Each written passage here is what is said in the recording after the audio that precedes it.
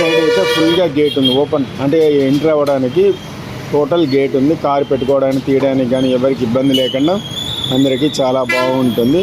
House అయితే బ్యూటిఫుల్గా ఉంది. మనకు థర్డ్ ఫ్లోర్లో ఉందండి. 1480 స్క్వేర్ ఫీట్ ఒకటి ఉంది, 1237 స్క్వేర్ ఫీట్ ఒకటి ఉంది, 1098 స్క్వేర్ ఫీట్ ఉంది.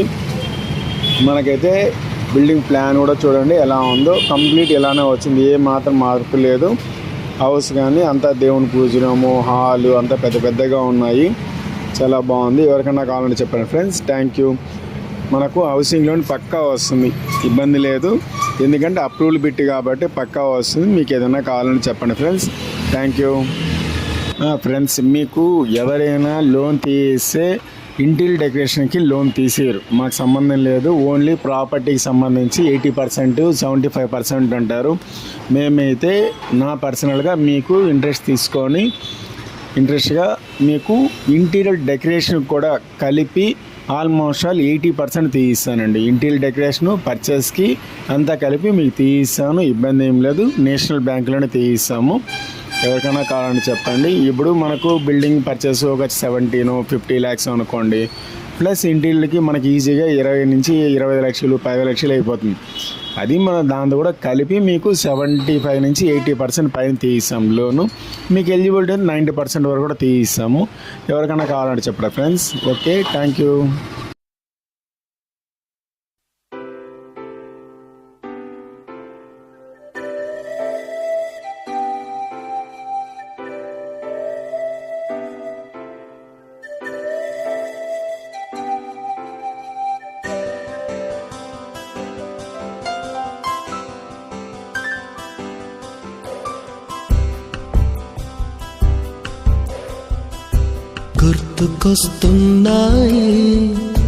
గుర్తుకొస్తున్నాయి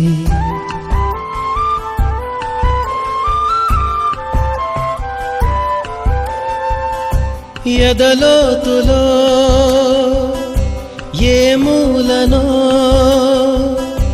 నిదురించు జ్ఞాపకాలు నిద్రలేస్తున్నాయి. గుర్తుకొస్తున్నాయి.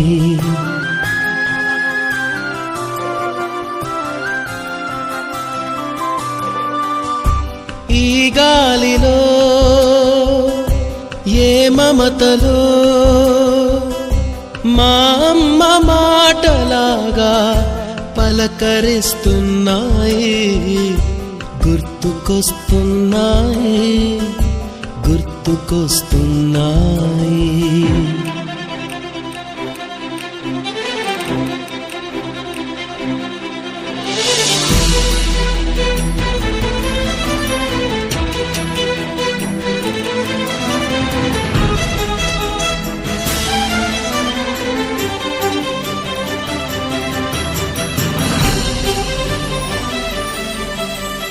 మొదట చూసిన టూరింగ్ సినిమా, మొదట మొక్కిన దేవుని ప్రతిమ, రేగు పళ్ళకై పట్టిన కుస్తీ, రాగి చెంబుతో చేసిన ఇస్త్రీ, కోతి కొమ్మలో బెణికిన కాలు, మేక పొదుగులో తాగిన పాలు,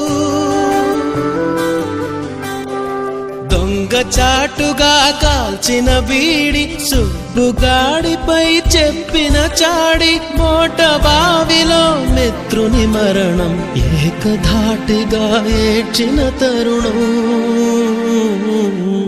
గుర్తుకొస్తున్నాయి.